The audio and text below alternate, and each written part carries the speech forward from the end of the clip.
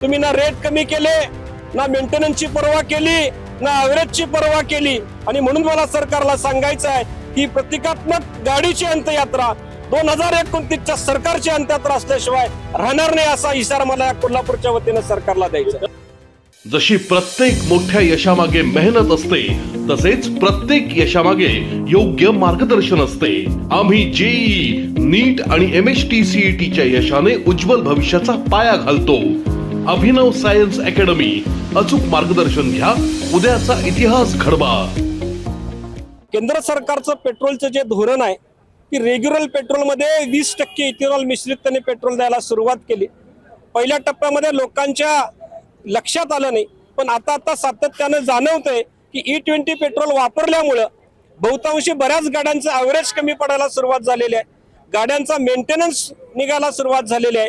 आणि ही कुठेतरी या गोष्टीची सरकारने दखल घ्यावी, हा लोकांचा असंतोष सरकारने दखलीत घ्यावा, म्हणून आम्ही आज प्रतिकात्मक गाडीची अंत्ययात्रा या कलेक्टरच्या दारामध्ये घेऊन आलेलो आहे। या निमित्तानं मला सरकारला सांगायचं आहे की तुम्ही एका बाजूला 20% इथेनॉल या पेट्रोलमध्ये तुम्ही मिसळलं, पण तुम्ही रेटमध्ये काही फरक केलेला नाही, तुम्ही कस्टमरला चॉईस दिलेला नाही।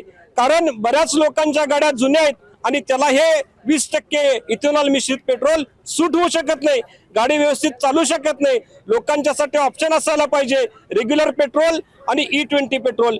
तर एक वेळ आम्ही समजून घेतलं असतं, पण हे फक्त लुटण्याचंच काम आहे। सरकारच्या मंत्र्यांमध्ये असलेल्या लोकांच्या कंपन्या इथेनॉलच्या चालायला पाहिजेत, म्हणून ही शक्य आहे असं 100% आमचा दावा आहे। आणि म्हणून सरकारला मला इशारा द्यायचा आहे, तुम्ही ना रेट कमी केले, ना मेंटेनन्सची पर्वा केली, ना ॲव्हरेजची पर्वा केली। आणि म्हणून मला सरकारला सांगायचं आहे ही प्रतिकात्मक गाडीची अंत्ययात्रा 2029च्या सरकारची अंत्ययात्रा असल्याशिवाय राहणार नाही, असा इशारा मला कोल्हापूरच्या वतीने सरकारला द्यायचा। युद्धाचा जो परिणाम आहे ना, त्याच्यामुळे पेट्रोल इम्पोर्ट करायला नको म्हणून हा एक ऑप्शन आहे असं पण म्हणलं जातं। यावर समर्थन बऱ्याच गोष्टीची वेगवेगळ्या पद्धतीने केली जातात।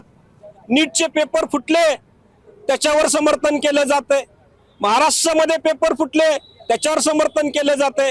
स्वतःच्या फॅक्टऱ्या चालवायच्या आहेत म्हणून वेगवेगळ्या पद्धतीने समर्थन केलं जातंय।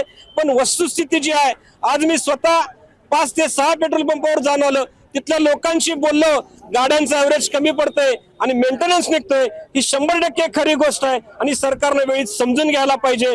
समर्थन नुसतं तोंडावर देऊन चालणार नाही, जर या भारतावर प्रेम असेल तर तरुणांचा आवाज तुम्हाला ऐकावाच लागेल। कंपन्या आहेत असं म्हणताय, कोणते केंद्रीय मंत्री आहेत असं म्हणताय? या सरकारमध्ये असलेल्या केंद्रीय मंत्र्यांच्याच कंपन्या आहेत, तशा पद्धतीचे डॉक्युमेंट्स आहेत, म्हणून असं समर्थन केलं जातं असं थेटपणे आम्हाला सांगा। मंत्र्यांच्या गडकरी साहेबांच्याच मुलाच्या इथेनॉलच्या कंपन्या आहेत आणि म्हणून सरकारवर प्रेशर केलं जात आहे का नाही याच्यावर SIT बसवली जात। SIT बसवा, तुम्हाला खऱ्याचं खरं आणि खोट्याचं खोटं समजून। भारताला स्वातंत्र्य मिळवण्यासाठी 5 लाख स्वातंत्र्य सैनिकांनी जीवदान दिलं। भारताची सिस्टीम सुधारण्यासाठी अनेक जण आंदोलन करतायत, जेलभरो करतायत, याच्यामध्ये आमचाही नंबर आहे। त्यामुळे अशा कारवायांना आम्ही घाबरत नाही।